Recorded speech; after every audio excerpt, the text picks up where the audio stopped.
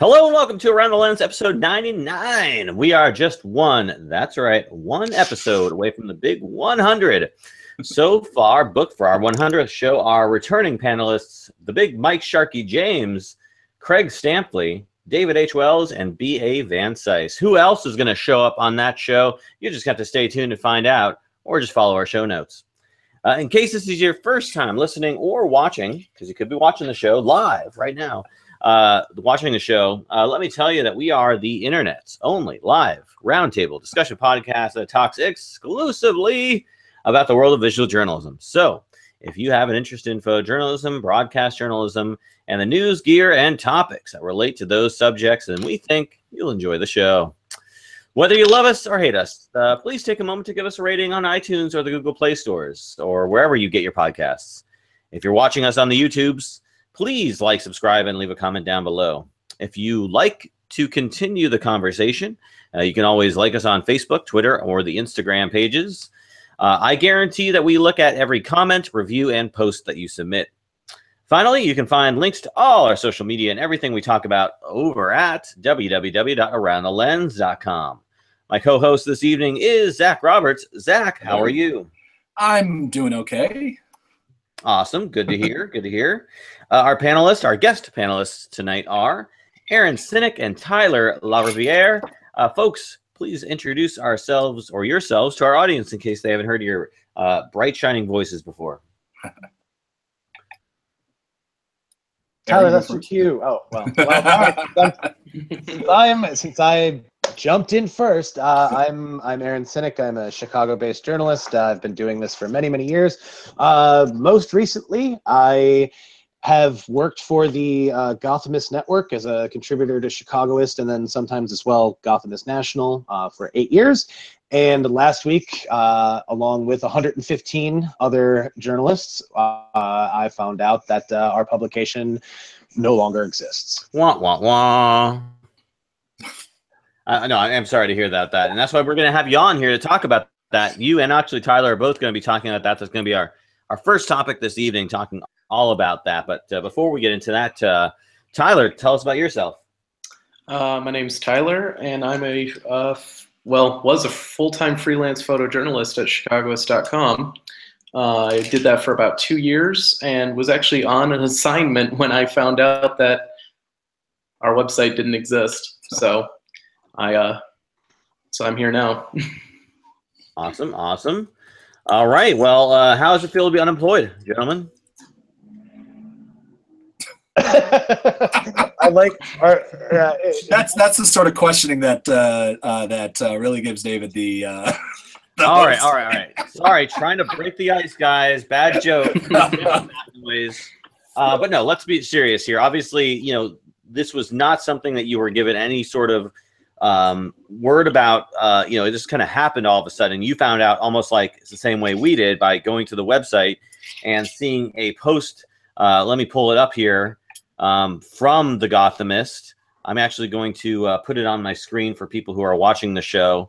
But basically, it's a letter from who is it? Joe Ricketts, who talks about essentially the state of the business and how, even though they started in 2009, they had 15 million visits, 2 million fans, sites by 9 million people.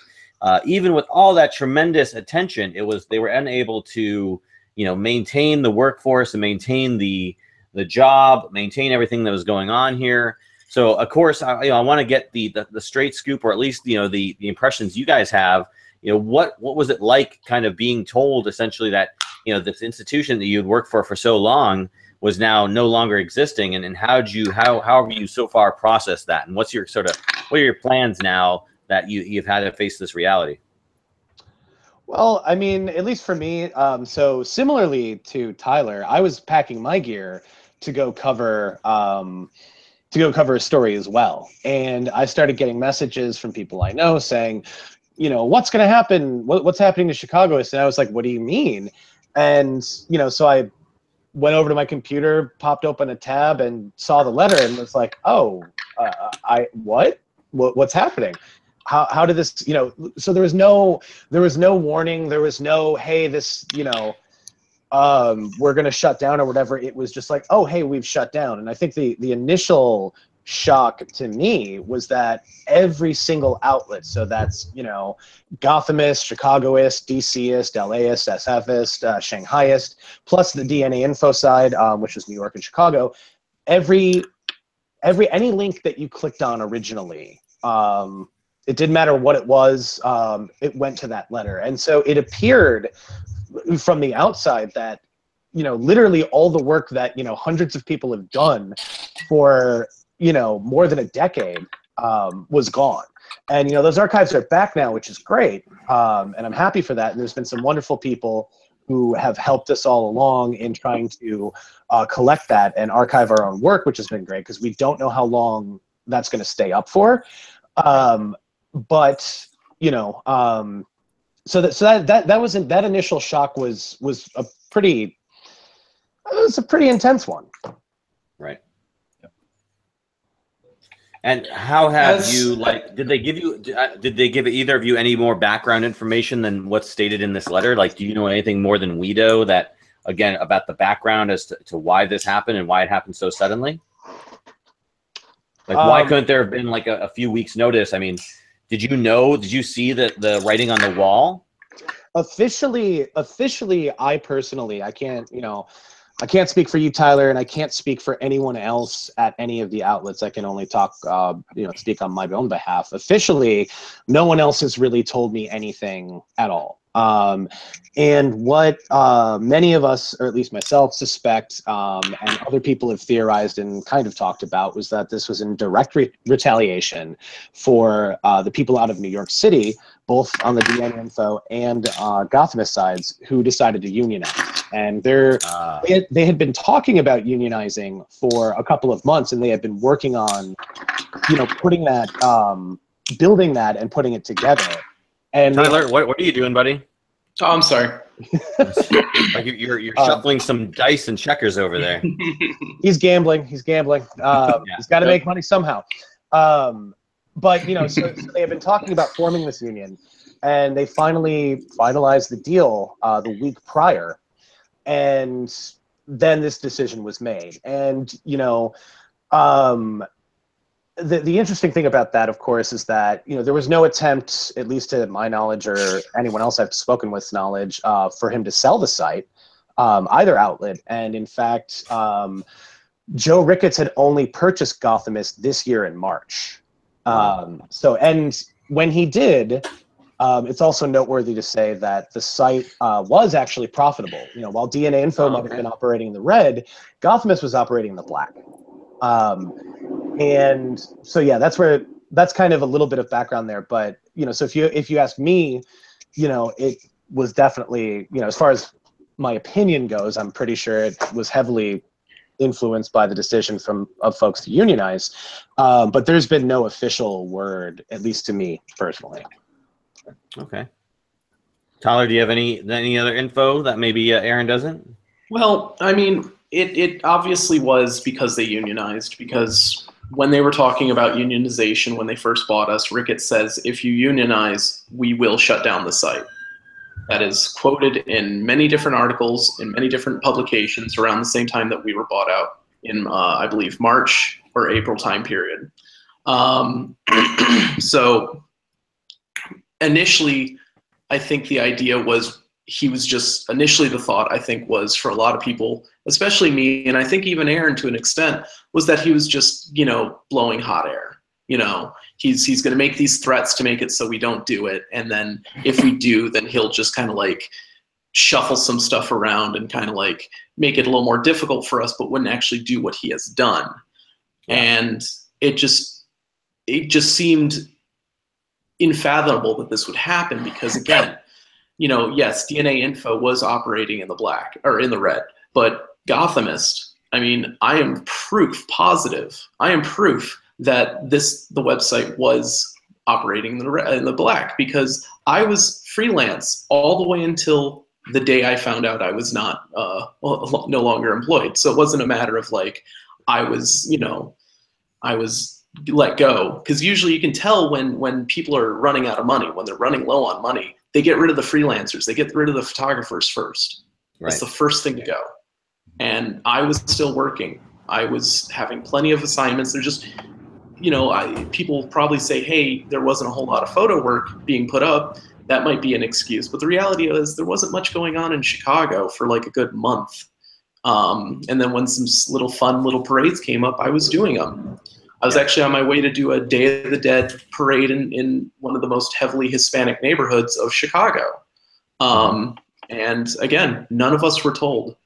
In fact, it seems like, and actually it's proof of, they allowed a full days of work at Gothamist to be done, and then they shut down the site, because they shut down the site at 5 p.m. Wow. Which Gothamist at least worked, not necessarily DNA, but the way Gothamist, Chicagoist, LAist, SFist, they usually get in at 9 a.m. and they work all the way until about 5 p.m. and then the site effectively just shuts down content. Like, whatever content you see will be all the content you'll see until 9 a.m. tomorrow morning. Right. Usually, unless it's a really big story. And after 5 p.m. came by, Eastern Standard Time, boom, site's done. So, and the fact that Gothamist people were still working, that just tells me that no one knew that this was happening. Because why would you continue working that day if you knew that your site was going to close up at 5 p.m.? Like, there'd be I gotta no imagine point. if they knew, you'd see some really funny stories on the Gothamist or both of them. Yeah. Probably insulting the owner. Yeah, and the insanity and the insane part of it, and there's been some tweets and some really great screen captures from a lot of different people all over the country, and one of them is our final tweet and our final story that we posted was a story in Chicago about a housing development that was about to kick out all of its residents because they were too poor to afford it, and that they had fought back through protest. And the story was magnificent because we were the only publication in the city to actually do it. New York City did a story about a for-profit prison system that's in New York City that no one had even really talked about or touched. It was long-form journalism. It was around 2,000, 3,000 words. It was fantastic. Again, a story no one picked up. Those were our final stories at Chicagoist and Gothamist. So Ricketts' letter saying that he shut it down because it's lunacy, it's crap, it's not real, it's not true. Yeah. Nothing in that letter like said to me like, oh, you know, we saw a steady decline in viewership over many years, and ultimately we realized that it was unsustainable. It seems like we were doing great, but you know, you sell reasons. You sell publication after that, or exactly. You don't just shut. You know, just say, screw it. I'm taking my toys and going home and shutting everything down.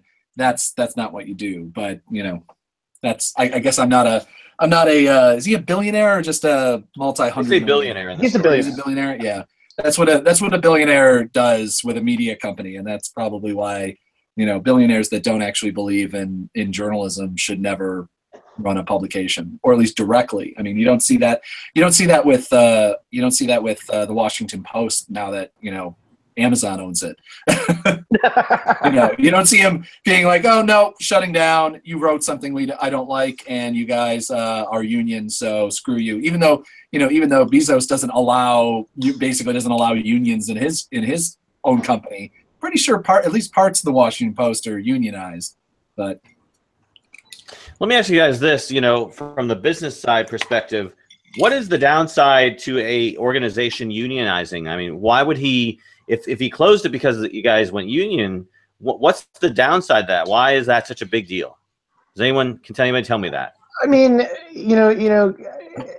Well, first, just to clarify, it was just the New York offices that unionized. It was not us. It was not San Francisco. It was not Los Angeles. It was not DC, and it was not Shanghai. It was just the New York offices.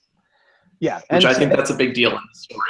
Yeah, and to be fair too, you know, there were simply more people working out of New York than there were in any of the other areas. But yeah, like 115, right? Well, it was 115 total nationwide. Okay. but the bulk of those folks were in New York, whereas, you know, a lot of the satellites like us had very, very, very small staffs. I mean, granted, if somebody would have approached me and said, "Hey, do you want to join this union?" I would have said, "Absolutely. I am 100% behind this." And, you know, that's because, you know, I mean, this is how I grew up. You know, unions give workers a voice, and give, you know, collective bargaining gives you the ability to demand things like raises and vacation time and sick time, and, you know, all of those kinds of things, which, you know, are so much harder to get these days in the first place. Right.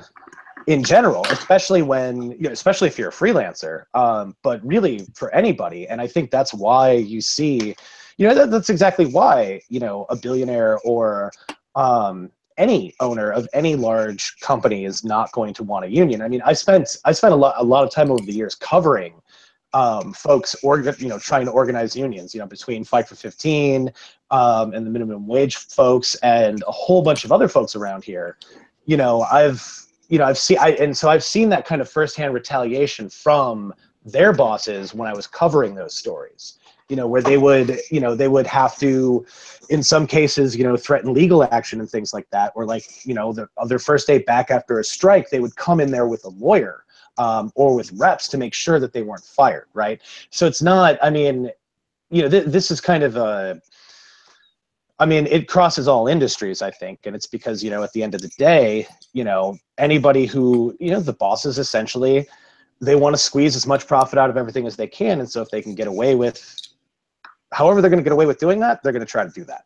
And if that means crushing, you know, a union, you know, smothering a union in its crib, then that's what it's going to be. And that's how they were able to do this, by just simply shutting it down. Otherwise, I mean, God forbid, you might have had to pay some people more money or give them better health benefits or whatever, you know. Right. That's how that works. Yeah. God forbid, you know. Why not just shut down Gothamist? Why shut down the whole organization? Oh, well, I mean, I guess it was to send a message. Yeah, I mean, well, also, I think it was, you know, again, I mean, if you had to compare the two, DNAinfo had more people working for them than Gothamist did. Right. And so, you know, of course, you're going to shut down, you know, you're going to shut them both down because they were both trying to work together. You know, and the last thing you want is a united front against you in trying to shut down, you know, or stop your workers from getting together. Yeah. I guess. And also, I mean, you know, this, you know, if this was really about the money, obviously he would have tried to have sold it, as we've all said before. Yeah. Now, this was about, as Tyler said, sending a message, which is, you know, when people are not playing a game, when people aren't playing the game that I want, that I'm plan on winning, I'm just going to take my ball and go home. You know, and I think you see that over and over again in a lot of places. But who does it send a message to? I mean, wouldn't it send a stronger message to just shut down Gothamist and say, listen, guys, if any of you other ones try to unionize, look what happened to Gothamist. I will shut you down in an instant. Instead, like, the only message I see is it's going maybe to other companies, perhaps, other industries, other publications saying, hey, guys, maybe we shouldn't unionize, because if this billionaire is willing to shut down his site because some folks unionize, I'm not going to unionize at Huffington Post or BuzzFeed or whoever. I don't know. They may have unions. I don't know. I'm just throwing out names. Most of them do. Yeah. Yeah. I think that is ultimately the message, because it was funny when the day, I think a few hours after we lost everything, was it cracked.com or one of the satirical sites says Clickhole. Clickhole. Owned by We want to unionize, but we also don't want to lose our jobs, so we're going to appease our corporate overlords. Yeah. But you have to understand, this is setting a very dangerous precedent. Many people have said this, and many people will say this. I think, honestly, the closure of DNAinfo and Gothamist, I don't want to toot our own horn because of how great it seems, but this actually is probably a black letter day for journalism, a red letter day, whatever. And the reason is this now gives any owner a precedent to just shut down their site, to get rid of everyone. And working at New York Times to think, well, maybe not the New York Times, but to think if you're working at any other publication that you're safe because you're so established in the community or whatnot, it's ignorant now to think that, because there's now holes left in this country of small town journalism in big cities that will never go filled again. Because honestly, ask yourselves, do you think the New York Daily Post, do you think the New York Times will be covering the same stories that Gothamist did? Do you think the Chicago Sun-Times or the Chicago Tribune will be covering the stories that we did? And so on and so forth throughout all the rest of the different publications. Because it wasn't just us doing the same stories they were doing. We did a lot of original reporting. We did a lot of stories of people that never got any airtime. I think it was Sun-Times that said that we did stories that the only time Sun-Times and Tribune reporters went down to those neighborhoods was to just cover a murder. Yep. When we actually covered little protests or little like community organization and outreach groups and stuff like that. Also, the IS, if I can go, also covered stories from, the New York Post may cover a story from that the Gothamist would have, but they covered it from a very different angle. They covered from a, a very angry angle that they're even having to cover a protest or covering whatever. There was with all of the IS, at least in my experience, is that there was you guys were a friend, maybe not a friend, but like you would at least cover a story with the same, going into the story the same way that you'd cover it, say the New York Post would cover something having to do with a corporation or having to do with something with a politician that they liked. You go in there with an even head, as opposed to a lot of the other newspapers, even like the New York Times, when they did bother to cover protests and actions in New York City, they cover it with a very, either a really, really aggressively straight angle where they're covering both sides super even. The police, cleaned up some people that were bleeding on the street. Like they did a good job. And the Gothamist and Chicagoist would cover it from a not necessarily a friendly angle, but not even an ally. But I'm not quite sure how to say it without. But it was that is gone now. Yeah, I think, and I'm just gonna quote something really quick that was written today in City Lab by former LAist editor Julia Wick, which I think really kind of encapsulates both the work that DNAinfo and all of the IS sites did. This was speaking, anyway, I'm just gonna quote this because I think this really kind of showed what set us apart and what set a lot of small independent outlets apart, which was our staff was small and scrappy, but sites like ours were also afforded one great privilege. There was no gatekeeper standing between us and publication deciding on what counted as news. At larger outlets, especially ones with dwindling resources, writers often have to justify the time that they're spending on each story, and that can mean overlooking something that might not satisfy the higher ups. If we thought something was meaningful, even to an extremely small contingent of people, we published it. And I think, that kind of sums up a lot of what we did, especially with these smaller protesting communities or events, or, some, random like tiny bar opens, or, here's some, a couple of local artists are doing a really cool thing or whatever, right? You might not see those in other places because other outlets are like, oh, well, this isn't big enough, or no one really cares about this. And it's like, no, people do care. People care about these things. You just seem to not think they do. Yeah. But that doesn't mean they should go unreported, or reported with a certain slant on it that really it almost mocks the people doing these things, right? And I think we in a lot of ways approached that with a different hand in order to treat this like you would and should treat anything. And I don't know what's going to fill that hole now.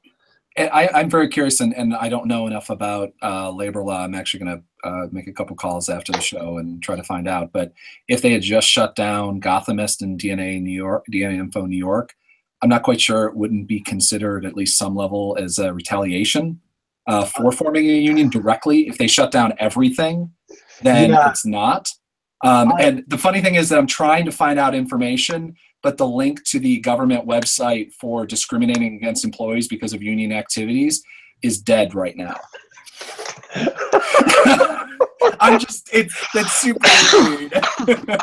And even the cachet from Google is not there. So that is just an incredible coincidence that, that weird in this administration.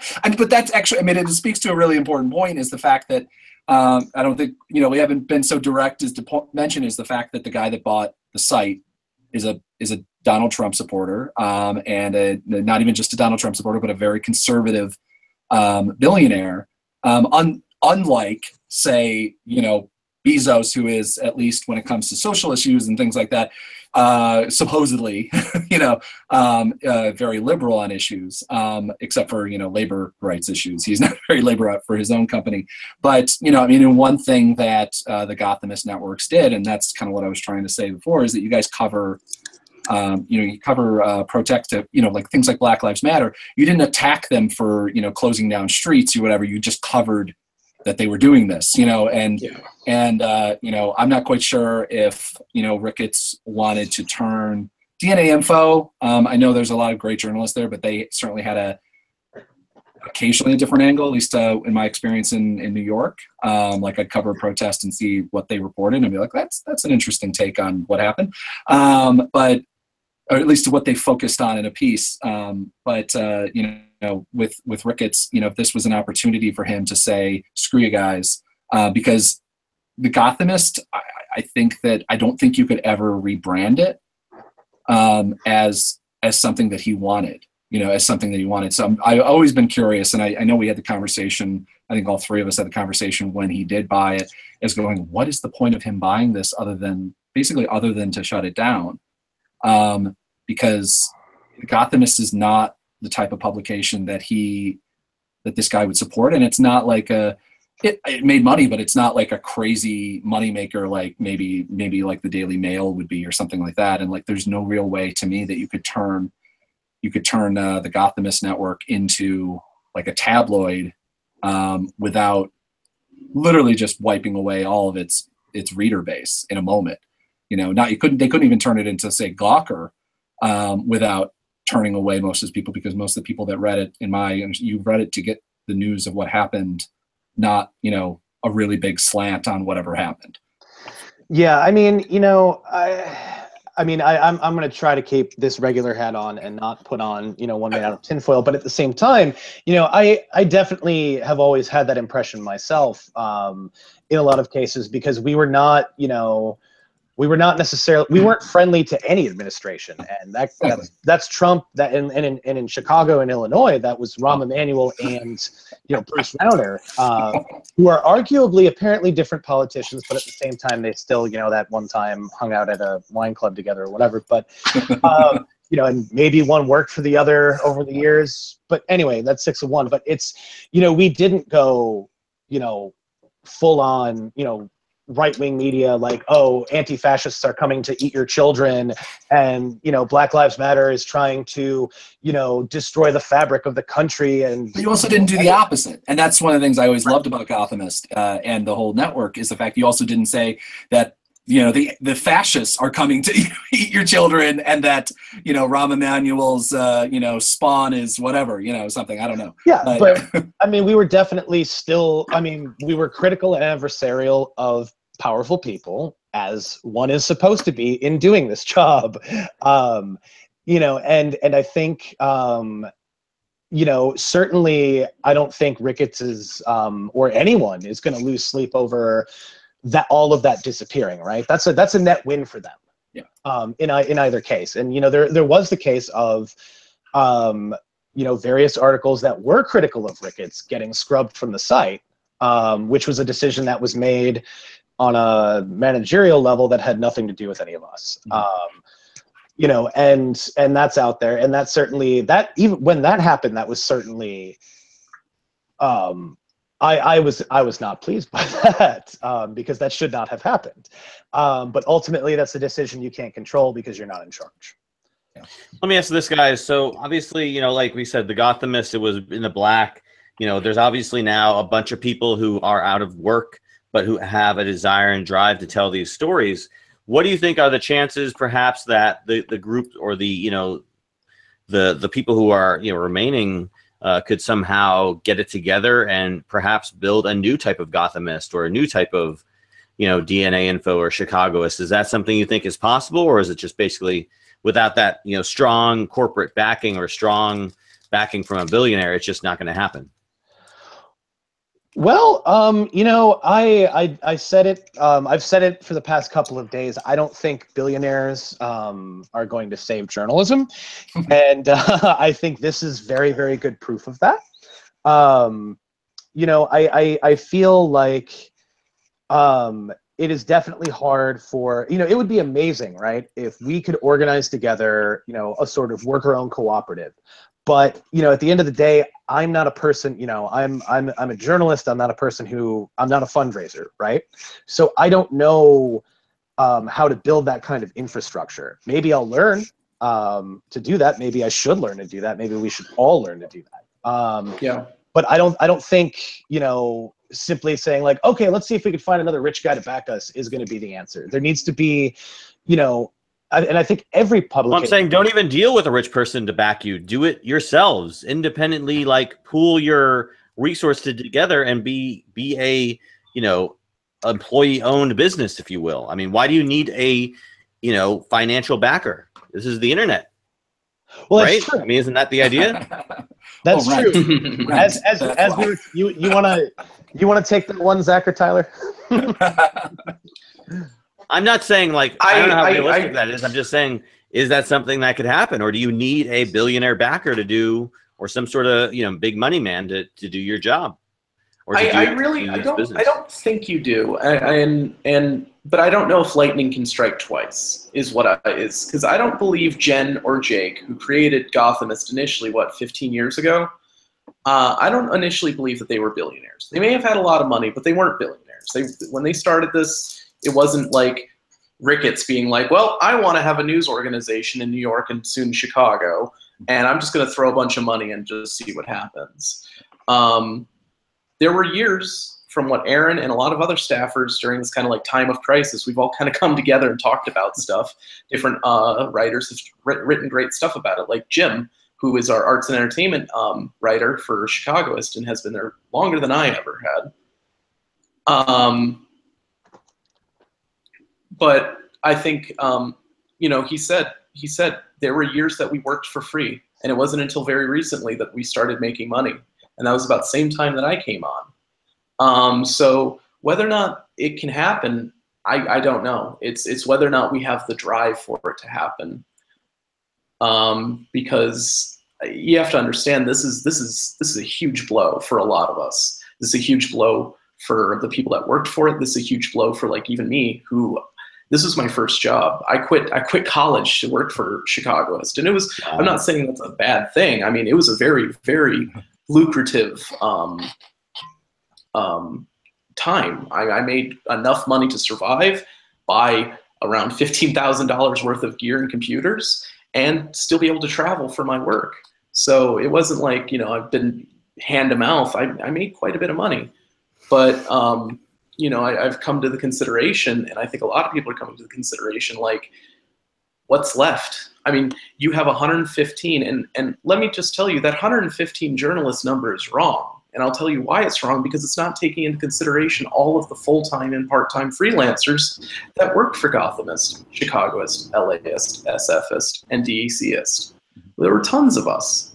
I would probably put that number around 200. There's 200 journalists probably. Photographers, journalists, editors without jobs now. Yeah. It's very disheartening. It's very, I don't know. I really don't know, especially in photojournalism where day by day, week by week, month by month, our industry is eroding at a speed that is faster than we can even comprehend. How old are you now, Tyler? I'm 23. I have enough time to go. I have enough time, and I've been thinking about this, to go back to school and do something completely different. Because at this point in time, doing this does not, I could probably get another good 5 years out of it, and then it just will be so toxic that it will be impossible to continue doing. Yeah. I mean, so that's what I was going to ask you guys is, where do you go from here? Well, I mean, me personally, I mean, there's other folks that I've freelanced for before that I'm going to start trying to pitch, and then I have actually like, I have some private clientele that I do work for, photography work and video work for, that I'm just going to, hopefully lean on and be able to do some more of that kind of thing. And I don't know. I really hope there is a way that I can, get some sort of, try to build something from the ashes, right? Ultimately, this is what I love doing, and I'm not going to stop doing that. But I definitely, I think all of this, shows why, people need to start in, everybody needs to start investing in media, and that's something that I don't think, people forgot, younger folks, don't even remember, literally going to a newsstand and buying a newspaper, right? I believe you should have prefaced that phrase with "back in my day." Yeah. You gotta say it in an old-timey voice. Yes, back in my day. As the senior person here, I mean, I remember those days. I remember, and I think, there are certain people that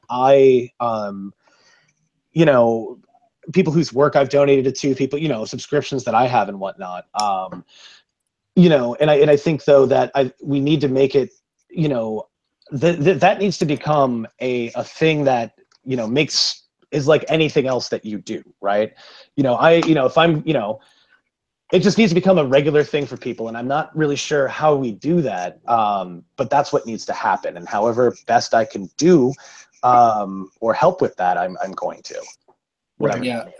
I mean, if you're talking about like, see, Gothamist, Gothamist, Gawker, and so many of these sites that at least started out on a local news level that actually kind of persisted. I don't know if they could exist, if they could start nowadays. Like if somebody say bought Gothamist for the employees, or the employees bought it, were able to buy it or something like that, maybe there's a chance that you could do it. But starting a whole new brand with no money, no goodwill, no anything is nearly, especially no connections with advertisers, and no like long-term traffic growth that you can show to people. The business side, so basically it ends up being only a nonprofit side. And honestly, as a person who's worked in nonprofit journalism my entire life, there is no life there long-term, because you have to continually, even almost more so than advertising, you have to continually be worrying about what's going to tick off donors. And they are by far worse than advertisers when it comes to money. If you say something that they don't like, and that can't just be like, it's like if you have Coca-Cola as your advertiser and you go and one of your news stories say, well, Pepsi is a pretty good drink. Coca-Cola, chances are, isn't going to pull their ads. But if you have a donor that believes, in 9/11 truth, and you write a piece that talks about how there were two planes and whatever, you talk about proving against 9/11, the truther thing, they're going to pull their money. And I guess what I can tell you firsthand, they will, and they have, and they will, and they'll also try to burn bridges. They take it really personally, and that's one of the reasons why, like small donor-based sites can potentially exist.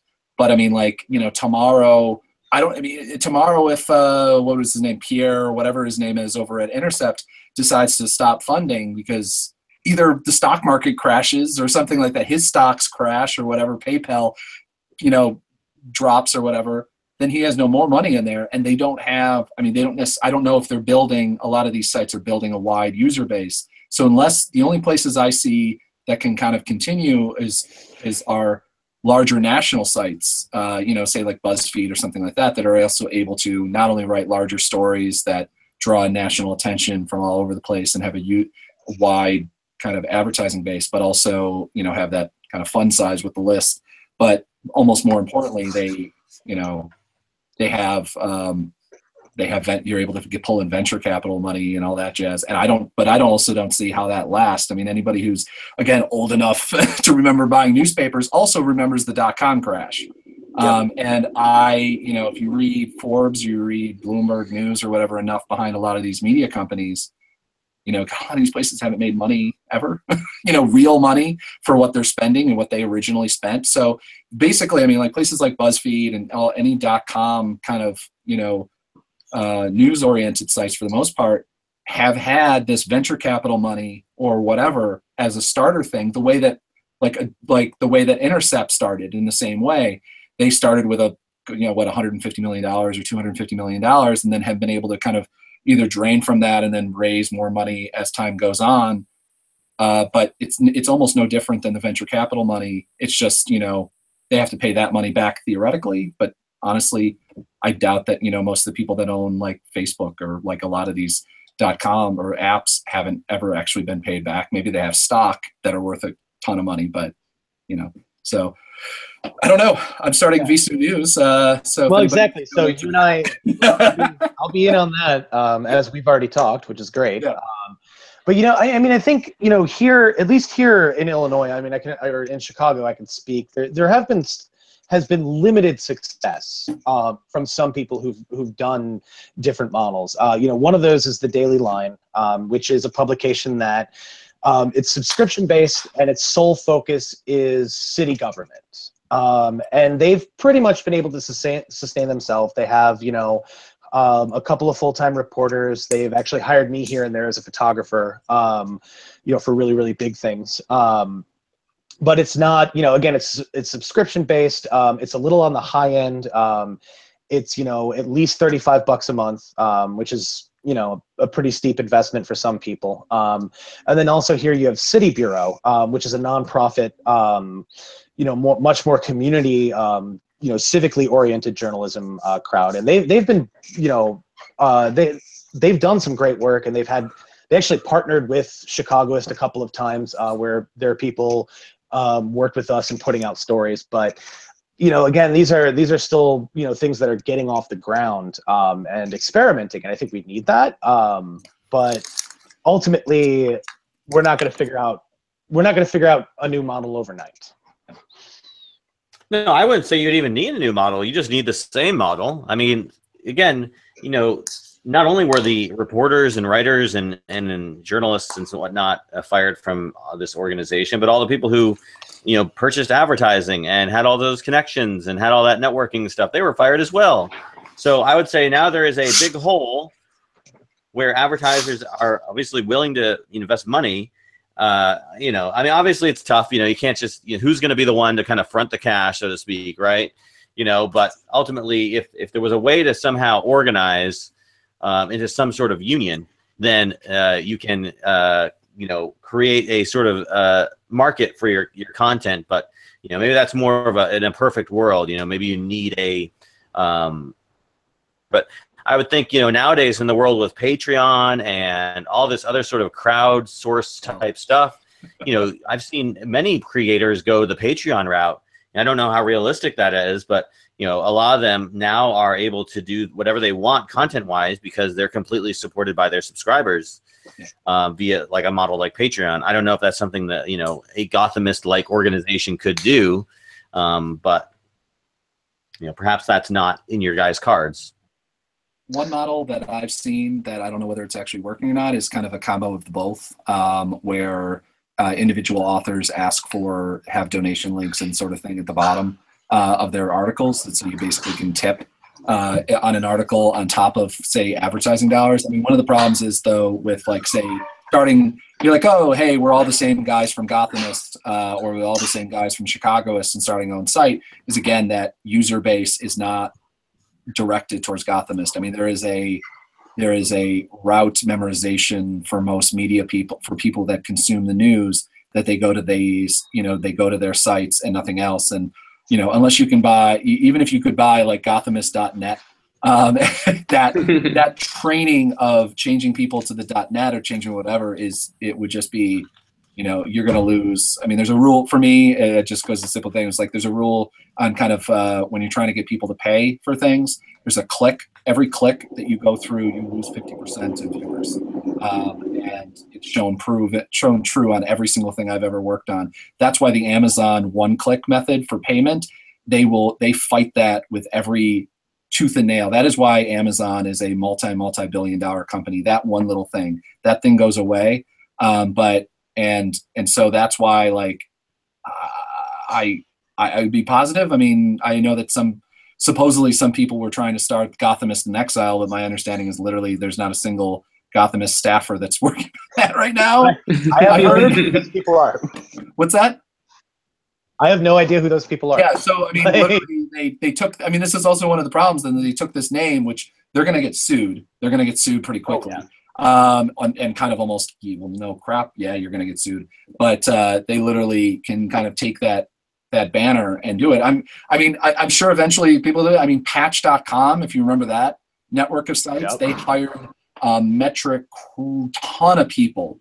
And I think that they're down. Every single time I see a news story about the site, they're laying off 50% of their workforce. So I literally don't know who's working there anymore. And they were owned by AOL. So whether that's just they're literally looking for money sort of thing, and that's why it didn't work. But I mean, one of the problems is that, you know, for Gothamist or whatever the takeover is that you're going to have a lot of people who are willing to work for next to nothing for at least, you know, a while before you can get back up anywhere near the number of people. But that's me, pessimist, but also me working in this business for long enough to hear stories and talk to people. So yeah. All right, well, let's I want to move on to our we have a few other topics we're going to talk about very quickly because, you know, obviously this has been a very great conversation, but I do want to touch on these other topics really quick while we have you guys on the show. The other topics I want to talk about, there was a photographer by the name of John Tannen who filed a lawsuit against he filed a lawsuit earlier this year accusing CBS Interactive of using his copyrighted photos. So he sued them, demanding $150,000 for each infringed image.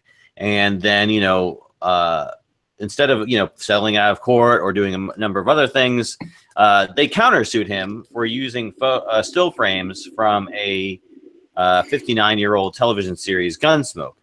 So I thought this was an interesting way to kind of respond to a copyright claim. Now, you know, what do you guys think of this? Is this something that now you're like, because like when I saw this, the first thing I thought, have I used any like photos or imagery from copywritten sources that could potentially sue me back? I better go clear my stuff out just in case. But, you know, I mean, what do you guys think of this? Is this something like, is this now a tactic we're going to see used by these big multi-billion-dollar companies against, you know, individual photographers just trying to get paid for their content? Well, two thoughts that I have on this. It's not just a tactic that multi-billion-dollar companies employ. You know, from talks from my lawyer about what I should and shouldn't do and all this stuff on social media, this is a tactic that the state does. You know, you might download something here, you might download something there, whether it's illegal or not, you know, whatever. And, you know, all of a sudden, you know, you do something that the state doesn't like, that they want to try to put charges on you. Boom, they're going to throw that stuff in too. Could be 10, 15 years old, but they'll throw it on anyway just to get as much as they can to stick on you. So it's not just a tactic there. So you'd be like, you download that copy of Titanic, and now they're going to use that against you. Well, they use it never know. It's a bargaining chip to get you to, you know, to talk or to whatever. I mean, you can see that. You can see a lot of this going on with you know, the Russian probe and what you know, what a lot of these guys are being charged with is, you know, menial little things as they're trying to get them to talk about larger subject. I mean, that's why Manafort is looking at, you know, so many years in jail and so many things, because they're literally found all these little, you know, you filled out a form wrong with the IRS and we can get you on that. And, you know, I mean, that is that, and the legal, when it comes to government stuff, that's, you know, that's how what's his name from Chicago got caught, Capone. So death by 1,000 fill out a form cuts. wrong, you're applying to get paid by a university or something. Man, they'll track you down for years. Yeah, tell me about it. But, you know, that story, I hadn't heard of it, but that story, that reminds me of when the red jumpsuit apparatus stole like a dude's photo of them that he took, and then turned their entire fan base against this guy to like harass him, all because he wanted to get paid for the photo. And then they were like, you can't use our likeness because it's our likeness and we have that copywritten. And it was just a huge battle. Ultimately what happened, and this is what I can see what could happen with CBS. Is it CBS, right? Yeah. Yes. Yeah. I can see definitely in the case of the red jumpsuit apparatus, what happened was the fan base ultimately finding out all the details of the story were like, oh, okay, yeah, no, the photographer's right on this. Like you took his image and then just tried to get us to like go after him as your personal attack army. Yeah. I can definitely see the same thing happening with CBS because honestly, in the last couple of years, CBS has not been in the best of eyes as far as like their viewers are concerned. You know, even as far back as going after Star Trek remake, Star Trek fan films. You know, CBS was great to knock down all those doors of all the people that are making fan movies and be like, you can't make that because we're trying to recreate the show and recreate a bunch of movies. Yeah. And they've done little stuff like that. So all this is doing is making more enemies for them. And it just seems needless and pointless on their end of the things. Yeah. I think $150,000 maybe is a bit excessive, but I don't know. I don't know what this guy values his work at. Well, I mean, that's not his value. That's, I believe, what the government values a image that is copywritten. What you is the max penalty. That's I can tell you, it's literally going through this right now with several different websites and companies because I finally got myself a copyright attorney because I'm an idiot and waited this long. But thank you, Julie, for forcing me to do that, Julie Dermansky. Is that literally you go for that and then you bargain down. That is literally the kind of amount of money that you can under I forget what the DCMA or whatever, and then you kind of bargain down from there. I've never in my lifetime I've never heard of anybody getting $150,000. So I believe it's per U.S. copyright law. Yeah, that is the max amount of damages. If you have a copywritten work per infringement, you can get paid. But obviously, you're right. No, because every single news story I've ever seen kind of really focuses on they're suing for $100,000, and you're like, yes, no, that's literally that's how much you. Yeah, you try and get them to settle. Be like, hey, instead of going through this thing, it cost you $1 million. No, I mean, what was that one? There was one that like she was at the Library of Congress and Getty, right? Yeah, she's suing for $1 billion, and you're like. Yeah. Okay, she's maybe gonna get $1 million. Like, just I don't think she got anything out of that. Yeah, no, I don't think so either. But I mean, like in the case, I think we harp on it too. Is it's a thing because it's a crazy amount of money. Because I mean, I don't believe that no, actually, you know what? I don't want to say that on record that I don't believe any of my images are worth $150,000. I don't want to have that on record, not at all. But I'll be on record. Every single image I shot is worth $150,000. You want to use it? Even the accidental thing where my camera was just swinging back and forth, and I was taking photos of the ground. Each one is a piece of art. The other thing is, I'm wondering if this is just CBS's response to what they think is or initially what they thought or their lawyers thought was just a ridiculous lawsuit. Mm-hmm. Because content trolling is what they call it. Content and patent trolling is becoming a serious issue in the world now, where you have people trying to scrap like little shoddy companies from wherever around the world trying to quickly grab the rights of something. Patent something and then go after a large corporation and be like, hey, we have the patent on that thing, you owe us money, even though it's a ridiculous, silly patent. And maybe the lawyers for CBS, I'm just trying to give devil's advocate on here. Maybe they thought, okay, this is just a silly little lawsuit on something that, wasn't supposed to be. So we'll just throw something back at them to get them to go away. Yeah. It is. I don't know. I mean, obviously, it's definitely a chilling effect. If you're trying to get, but I think what happened here, and I think is not the way it should be done, is if you're ever the victim of a large entity using your imagery without copyright, don't go on Twitter and start a Twitter war with them, a public Twitter war about using their stuff.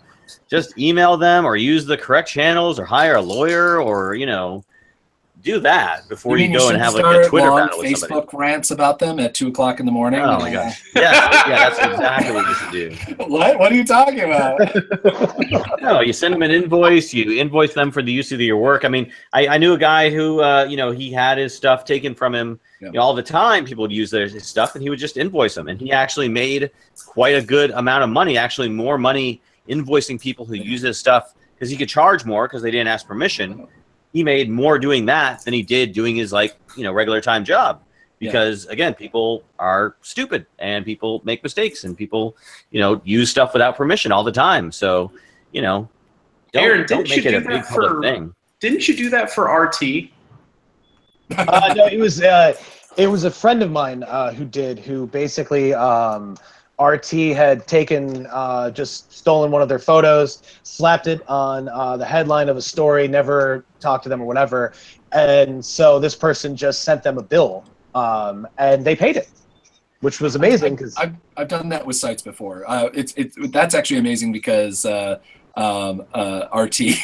has literally assigned me for work and took 7 months to pay me. So it's amazing that he got paid. But I mean the thing here that is kind of amazing, and this is something that I think I just don't know, are they not teaching it at all or caring, is that the guy who he was tweeting at and doing stupid, that John Tannen was doing kind of the stupid things like, are you stupid? It has your own logo, so on and so on. Is that, he responded with, I gave you photo credit once I realized. And you're like, that doesn't mean you can take someone's photo. Is that because you credited them? It doesn't work that way. Even if it's watermarked. But it's on the internet, man. Isn't it free?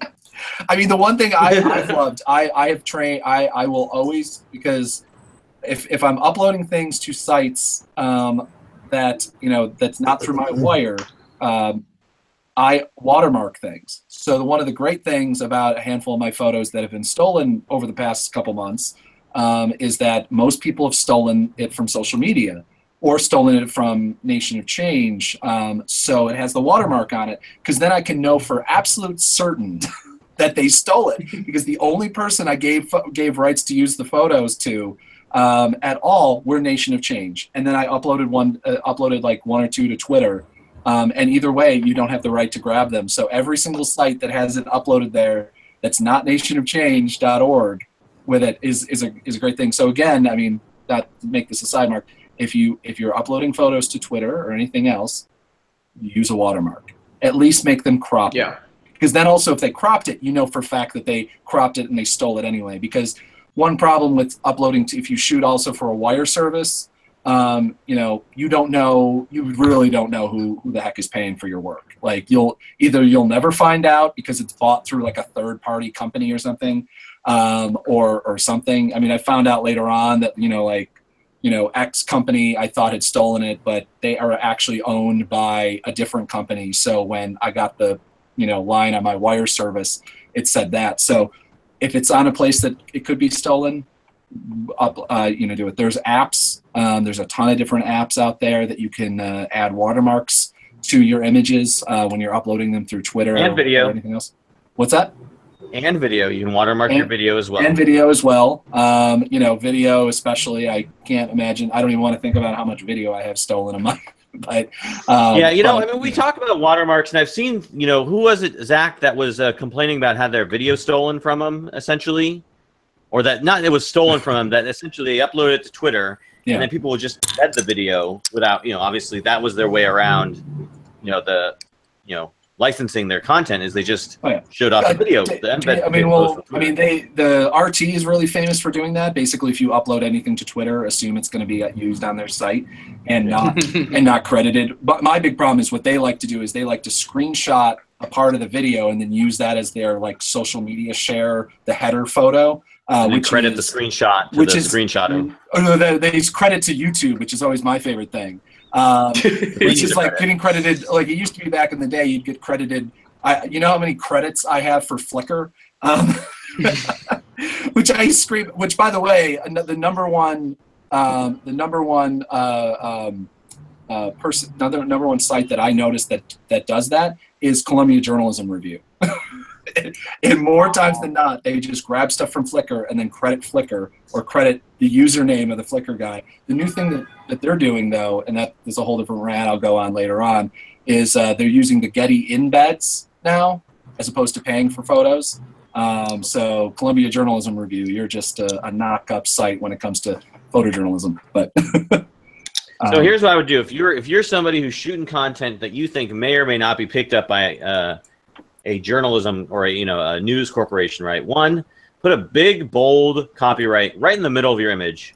That's transparent white or something like that. Yeah. So it's unavoidable. You can't crop it out. Yeah. Two, let's say some agency says, "Hey, I love that photograph. Can I have it without the copyright? I will pay you X amount of dollars." You'd be like, "Okay, great. Here's my PayPal account info. Please send me the money via PayPal, and I will send you a one watermarked image." Yep. Until you do that, you don't get the image. Why not do that? Why not hold them to task for that? Because I mean, it's either they use it or they don't use it. But I mean, people will pay you for the content. That's why I would hold them, almost hostage with that watermarked image, because they're not going to go to press with the watermarked image. They're not going to go to press without your image, and they need to go to press with these stuff. So, have you ever thought about doing that? Do you think that would work, or do you think they would just say, meh? Yeah, it will. That's something I'm certainly going to try. They may say meh, but if everybody did it, they would have to make a difference in the way they paid people. But we all just back up and say, okay, here's the image. Please pay me, kind multi-billion-dollar organization. Whenever you get a chance, here's the image. Sorry. But if we all stood up, then we could, change the system. I believe we just covered a story about what happens when people try to organize. Guys. But the problem is that they'll find a different photo. Ron and Zach, I will never shut down around the lens if you guys decide you need it. Just so you know. Okay, right now, let's hold a vote. No. The two major issues that come from that is there needs to be tools either built into Twitter or a secondary Twitter application that allows for really quick, on-the-fly watermarking embedding into a photo. Because honestly, the story's dead if you have to wait 15 hours for you to get back to your hotel room, upload the photos, edit the photos, and then throw it up on Twitter. Yep. Like, Zach got really lucky with his Charlottesville photo, but I'm not going to say that I've ever taken anything impactful as that. However, I've had really major photos, really major events here in Chicago just die on Twitter because it was an hour, 2 hours late. Yep. Someone else got the day.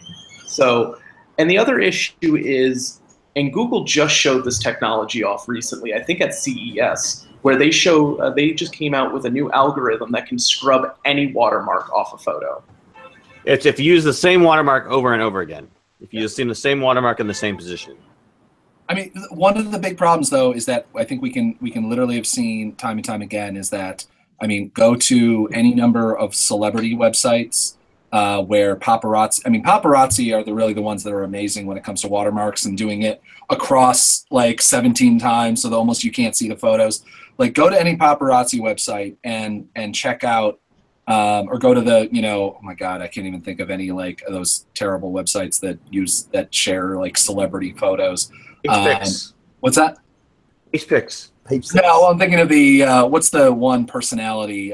Just Jared. Just Jared or any of those? No, not just Jared, but any of those guys like that to an extent. Perez Hilton.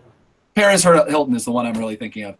He doesn't care. They don't care about watermarks, and I think that's the point where it's going to get. Is I think that what we need to do though is we need to be working on copyright law so that the blogs and the kind of like third tier websites that are just literally they don't care, as long as they get those hits for the first day and then they'll pull down the photo and deal with it later, or never respond to the takedown notices, or just take down the photos and act like they never got anything because they don't have the maybe they don't have the money anyway to pay a even a $500 request through a lawyer, through whatever. But what we have to get is places like CBS, NBC. And the really big publications, we don't need to necessarily organize and form a union or anything like that, because what we need to have is, maybe an organization that would really aggressively be devoted to this aspect.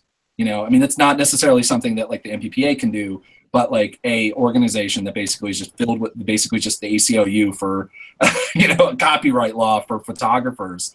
And that will aggressively, also, what we need is more than anything else, we need our own damn lobbyists in Washington. Is that we're fighting against, we need to, that would be the thing that I would donate to $30 a month to if I could. Even though I can't financially afford it, I still would do it. Figure out a way to be able to have our own lobbyists in Washington that literally just represents photojournalists. And when it comes to laws like in Indiana where they're trying to pass, you have to register and become a registered member of the media. They're trying to pass that bill again, or fight laws in like New York City where we have to go through the New York City Police Department to get a press credential, or fight copyright law in general that isn't beneficial to the people that actually create the media itself, but somehow is always beneficial towards the corporation. That's why CBS very likely might be able to win this case, or at least minimum have him drop the case, because it's literally copyright law is written towards basically to defend the guys with the biggest lawyers. Yeah. All right. Well, I haven't heard Ron's voice enough in this show, in this episode. So, Ron, we got the topic perfect for you and I, Darktable. So, as you may or may not know, I've mentioned on the show that I have decided to abandon Adobe and move solely to free, open source, or cheap, non-subscrition based software from now on. Because again, I was kind of tired of paying $50 a month for a service that while I get use out of, I don't find that I'm getting $50 a month of use out of, so to speak, and that I'm not getting paid to use this stuff. So why am I paying to use it? So anyways, Zach actually turned me on to a really great Lightroom alternative that I want to plug, and that's the reason I want to talk about this topic, called Darktable, which really does a great job. I think just my few week or so playing with it, emulating a lot of the main features of Lightroom. But Zach, Ron, you've been using it a lot longer than I have. So why don't you tell us a little bit about your experience with the software, how you found out about it, and what you think of it. I was surprised. I thought Zach was one of us. I didn't know. It's like, wait, the one of us in the cheapskate category. Regarding a Darktable, I have been a Linux user since 1999. 1999, I went full on Linux. 1998, I was casual. No, I'm sorry. Anyway, 1999, I went full on for home use, full on Linux. In the office, I still had Windows machines. So anyway, Linux. A lot of companies didn't want to support Linux. Adobe didn't really have what do they call that thing? The PDF program they have, Adobe PDF. Adobe Reader. Acrobat. Yep. Yeah, Acrobat Reader. They make a port for Linux for their program. They have some suite of tools there, different programs. But most of the stuff for Linux is all written by the community. And that includes the graphics programs. Like, I know, Dave, you've been using the GIMP also. Yep, I'm all about the GIMP. Yep, all about the GIMP. And then Darktable was a recent one. A few years ago, they came out with Darktable, or a Lightroom alternative, because we're not going to get Lightroom for Linux. So, but of course, it's free software. So once you have it for Linux, you can make a version for Windows, Mac, what have you. So that's why it's good for you. We were able to find you a version that would work on your machine. Yes. And as far as my experience with Darktable goes, I use it somewhat. I use the GIMP somewhat. You see, there's a different use for both programs. Darktable is more about wholesale editing of say. Hold on a second. Zach's dying. Oh, Zach, drink some water. I'm fine. The show was doing fine until we lost one of our members. Darktable. You can edit a lot of photos all at once. You can change your. You can do a lot of things all at once. It seems like it's a very powerful program. I haven't only had a chance to dip into a little bit of it, but I mean, it seems very much like it's emulating a lot of the capabilities of Lightroom. Right. So when I didn't know about the topic for today until today. So I tried to get to the Darktable guys to get a representative for the show today, and it was too short notice. They're in Europe, so it's it's hard to do. But then I got a guy here in Hawaii who uses Darktable, professional. He's a nature photographer. Okay. And he uses Darktable. So he's a Linux guy like me. But as far as I go, my editing is really just for my own work, because my TV station does all my editing. I just send them my files, so I don't have to do those things. So you found Darktable very useful. What other sort of free or Linux, whatever software do you use for your workflow? That's free or open source. GIMP, I use UF-RAW for my RAW files. There's another program called Fetch, which is good. I don't know if they have it for Macintosh or not, but Fetch is good. PHATCH. It's a batch file processor. You can do a lot of files with that one too. Wholesale editing. If you're going to change, let's say, color temperature or different colorations, maybe you might want to do it to all of your photos. You notice that something's like this on all the shots you shot for the day. So you can run it through Fetch and do the same thing. You can crop it. It's a very useful program. People could look at it. I don't know if they have it for other systems. They have it for Linux. Okay. So we're plugging GIMP, Darktable, UF-RAW, and Fetch. Those are my programs of choice. And what about video editing? What do you use? I don't have to do any video. All the video I send just goes to the station. However, Linux does have a very nice program called Blender, and if you are interested in a free video editor program, Blender will work. It requires 16 gigabytes of RAM. Well, it doesn't require, but it runs best on 16 gigabytes of RAM. You would probably need an SSD. Well, you just like video editing. A nice SSD would be good for your files. A good processor, maybe like i7 or like that, which I don't have. But like I said, I don't have to do video editing. I just send it in, and my videos get edited for me. Now, I thought Blender was more of a 3D editing program. It does. Yeah, that's what I know it does. Yeah, it does that too. But you could do video editing also. Oh, okay. Wow, I never knew that.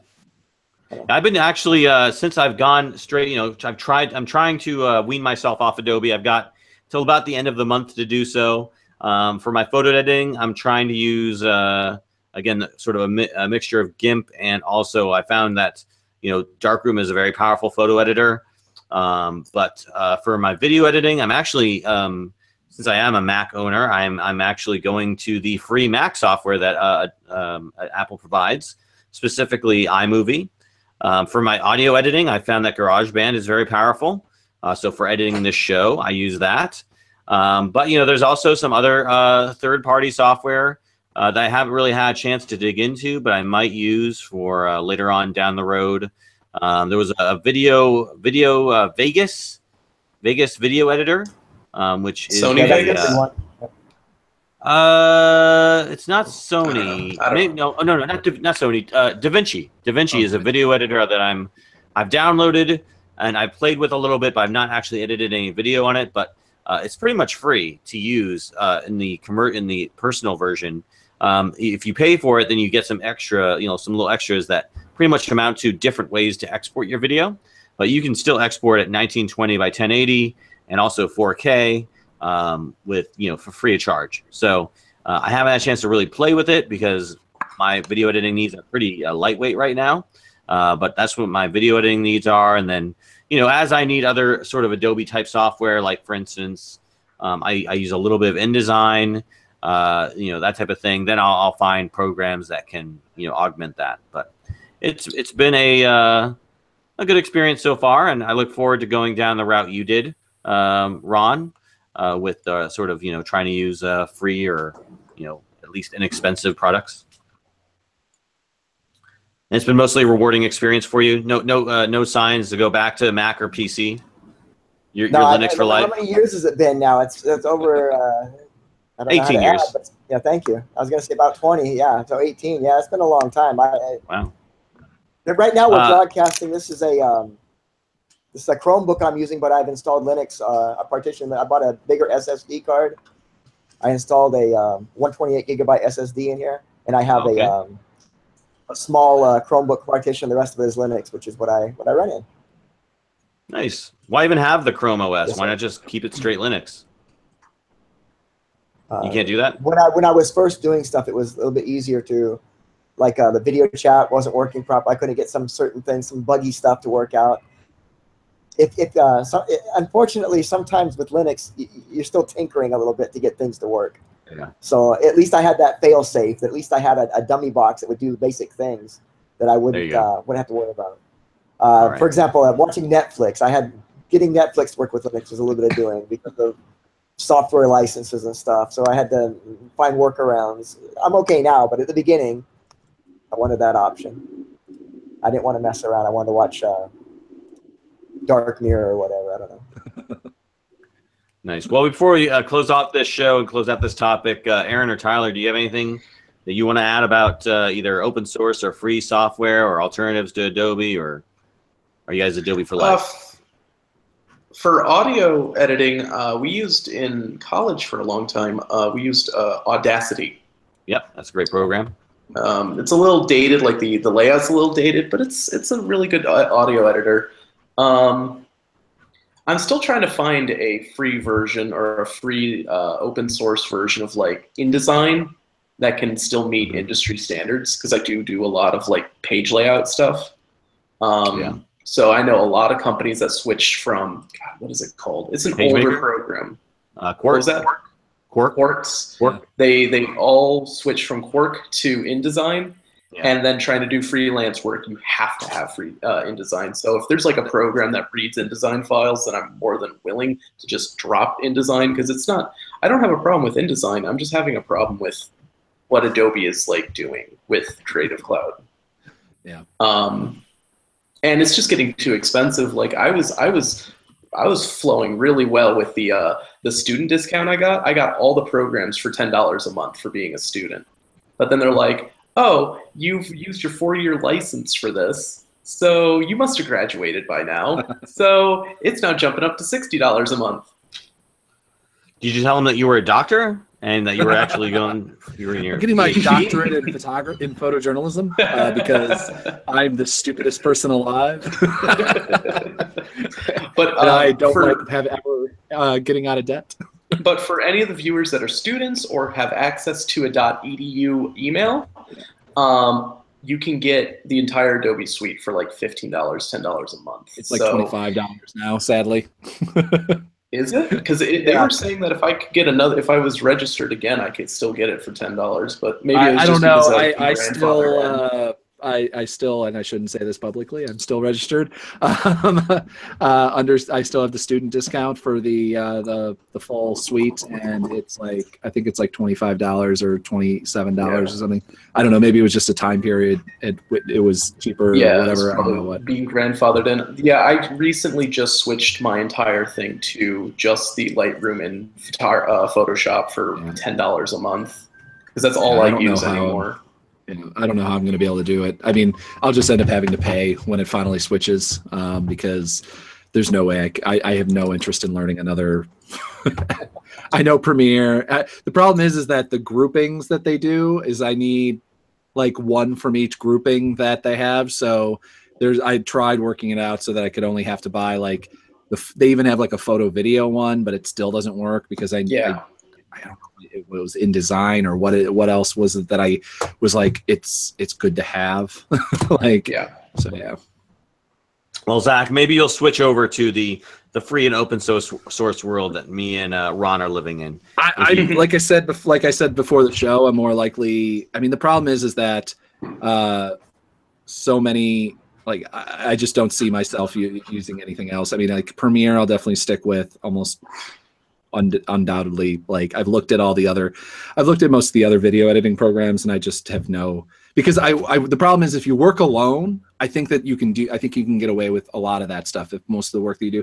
But when you're working with groups of people and you need to send files, especially like worked on files, so like you're going to send an InDesign file back and forth. Like a lot of times what I'll do with the InDesign is that I'll do a initial setup, and then I have I have a graphic designer that will basically scream at me and then fix everything, which is a sort of it's a good friendship that we have. But if you're looking for a graphic designer, you should definitely hire her.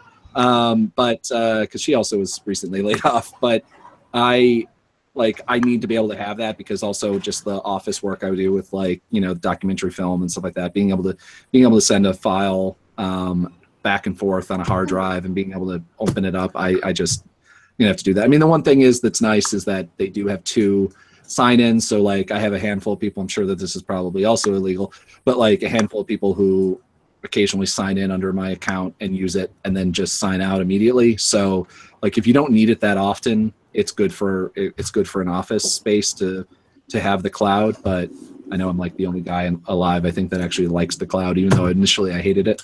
But yeah, I definitely agree. think Collaborative work, you need to kind of have the industry standard. But yeah.